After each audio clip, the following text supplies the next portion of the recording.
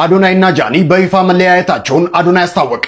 ሁለቱ ዝነኞች እንደተለያዩ አዶናይ ገልጿል። አዶናይ በመልእክቱ ከጃኒ ጋር ያለን የፍቅር ግንኙነት አብቅቷል። ይገባኛል በምን ምክንያት እዚህ ደረጃ እንደደረስን ማወቅ እንደምትፈልጉ። ምንም ያህል በወዳችሁ ግን አንዳንድ ነገሮችን ለራሴ ማስቀረት መርጫለሁ። ህይወት ነውና ያጋጥማል ሲል በራሱ ቲክቶክ አካውንት ላይ ስቶሪ ላይ ይህን መልእክት አስተላልፏል። ጃኒ የምትባለች በነገራችን ላይ ለአዶናይ የምትገባ ልጅ አይደለች። በፍጹም አትመጥነውም፣ አትገባውም። ይህ ቪዲዮ ለታሪክ ይቀመጥ። ጃኒና አዶናይ ይለያያሉ።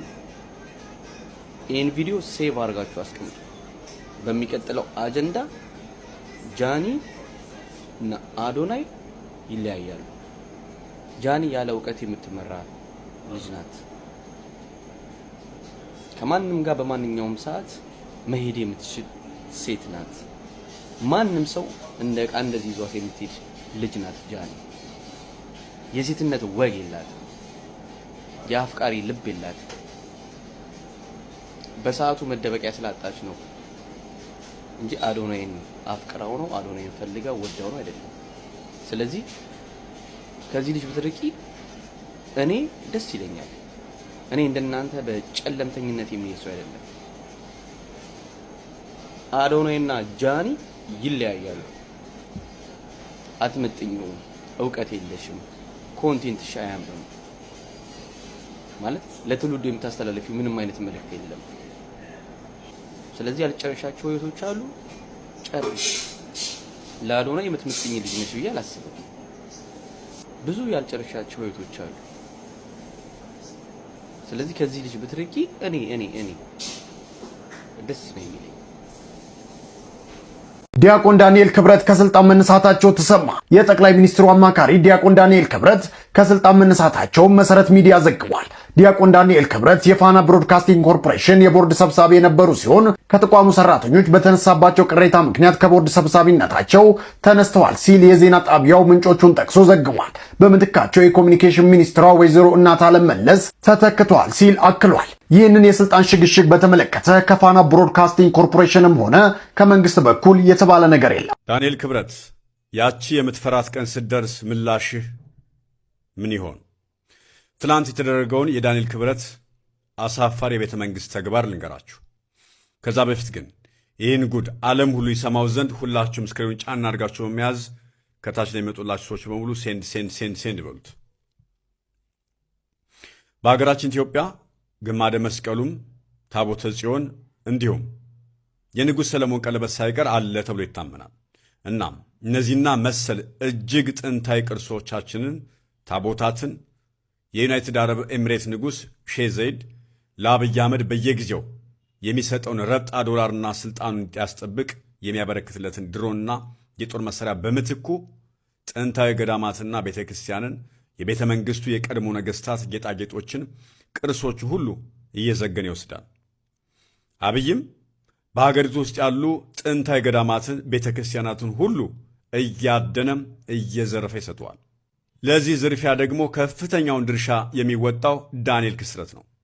ዳንኤል ክብረት ከቤተ ክርስቲያን ጋር ያለውን ቅርበት በመጠቀም ጥንታዊ ንዋየ ቅዱሳን የት እንደሚገኙ፣ ታቦታቱ ምን ውስጥ እንዳሉ እያጠና ጥቆማ የሚሰጥ እሱ እንደሆነ ካህናት ሳይቀሩ መስክረዋል።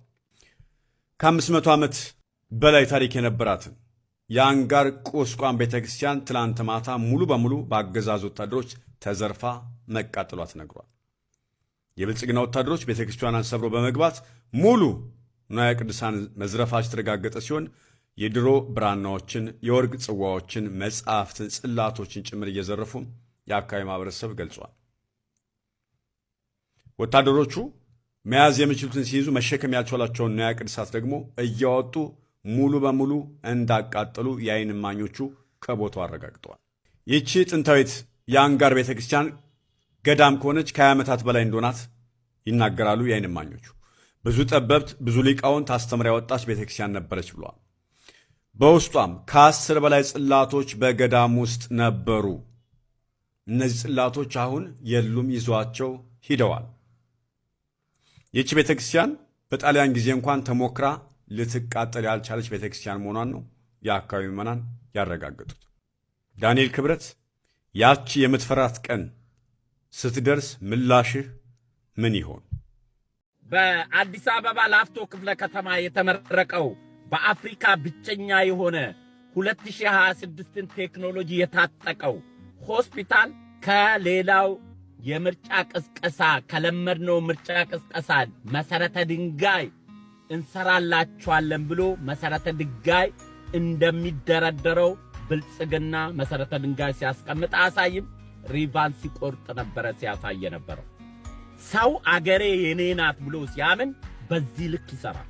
ወያኔ ምርጫ በደረሰ ጊዜ ድንጋይ ታንጠባጥባለች እንደ ሰገራ እንደ ሽንት ቤት።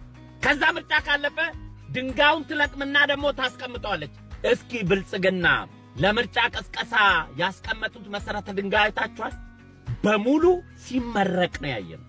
5 ዓመት የገቡትን ቃል ኪዳን ሁሉንም ሪቫን ቆርጠዋል። ሰሞኑን እየዞሩ ሆስፒታሉ 2026 ቴክኖሎጂ ነው የተገጠመለት። ብልጽግና ከተለመደው የፖለቲካ መስመር ስራው በተግባር እንዲፈተን ነው እያደረገ ያለው። አወሩ ሪቫን ይቆርጣሉ። ለህዝብ እውነተኛ አገልግሎት የሚሆኑትን ተቋማቶች ቅድሚያ በመስጠት ሪቫን እየቆረጡ እያሳዩ ነው። ይሄ ሆስፒታል የኢትዮጵያ ጤና ኤክስቴንሽን ውስጥ ትልቁ ዜጎቻችን ወደ ውጪ ሄደው ካልታከሙ ከመሞት ውጪ እድል የሌላቸው አሁን ቀኑ ካልደረሰ በሕክምና እጦት ውጪ ሄዶ ካልታከመ በስተቀር አይድንም የሚባል ሕክምና አይነት ኢትዮጵያ ውስጥ መስጠት የሚችል ሆስፒታል ነው። ይሄንን ድረስ ያቀፈ ሆስፒታል ነው ዛሬ የተመረቀው። በዚህ የዛሬ ሆስፒታል ብቻ ብልጽግና 5 ዓመት ውል ማደስ ይገደዳል። ቃል በተግባር ፈጽሞ የሚያሳይ መሪዎች ነው ኢትዮጵያ ያላት። አሁን በትግራይ ወጣቶች ላይ ምን እየተፈጠረ ነው? የመቀሌው ጭንቀት መረጃውን በአጭሩ አቀርብላችኋለሁ። በትግራይ ክልል ላለፈው 1 ሳምንት የተጠናከረ የግዳጅ ምልመላ ወይም አፈሳም እየተካሄደ መሆኑን ተከትሎ ነዋሪው ከፍተኛ ስጋት ውስጥ ወድቋል። በተለይ በመቀሌ ከአክሱም እስከ ዛላምበሳ እንዲሁም ከአዲቀዬ እስከ ተለያዩ ወረዳዎች ወጣቶች በስፋት እየታፈሱ ነው። ይህ የዘመቻ አድማስ መስፋፋት በመቀሌ የሚገኙ ነዋሪዎችን አፈሳው ወደ እኛም በር መምጣቱ አይቀርም ወደሚል ከባድ ጭንቀት ከቷቸዋል።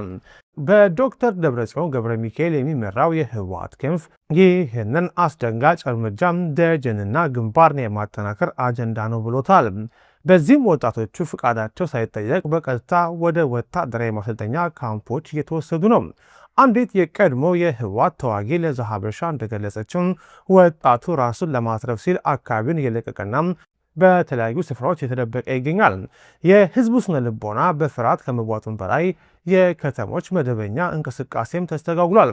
ምንም እንኳን አፈሳው ጠናክሮ ቢቀጥልም በመቀሌ ዙሪያና በዛላምበሳ አካባቢ ህዝቡ በራሱ ተነሳሽነት ታፍሰው ይወሰዱ ከነበሩት ወጣቶች መካከል የተወሰኑትን በማስመለጥ ከዘመቻው መታለቅ ችሏል።